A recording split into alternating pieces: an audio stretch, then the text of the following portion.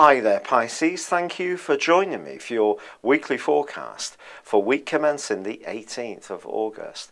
Last week I told you about the opposition between Mercury and Neptune, your ruler, and that continues in the first half of this week. If you are trying to impress people, just be aware that you could appear to them, even if you don't mean this intentionally, to be a bit dreamy. Someone may ask you some questions, it's important that you answer them directly, or again you can seem rather evasive. However, it is true to say that Venus and Jupiter are combining in the first half of this week as well. And that can be good for you in a work situation. If there has been someone rather tricky to deal with, well, pour on the charm, it may just do the trick.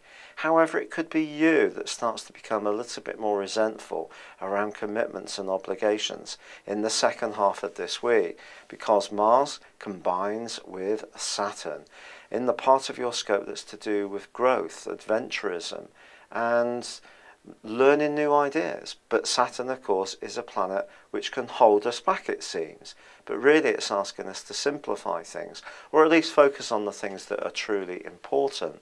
So over the last couple of years, something has been growing for you. It just may not have been going at quite the pace you would like.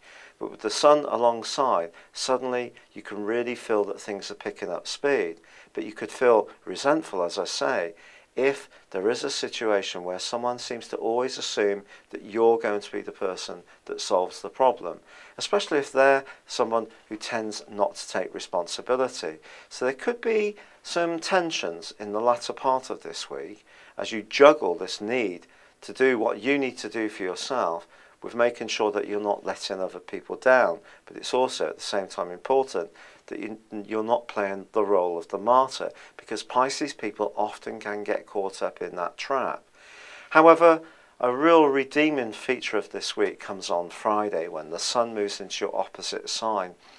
This really is superb because it's going to help you to be more competitive, more go-getting in your relationships.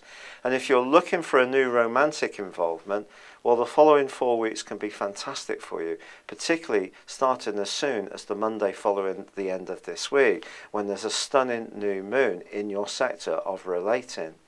But what I would say to you is this can also help you if you have to exist in a fast-moving environment where you have to look out for your own interests, defend your position, or perhaps compete, as I said, with rivals. If you're someone who enjoys sports, you may find anything where you can play as a pair, such as tennis, badminton, squash, can be activities that really are very attractive to you from the end of this week. But most of all, it is a time to become much more conscious of how you interact with other people, and your relationships generally are going to be coming much more into focus as this week ends and the new week beyond this one begins.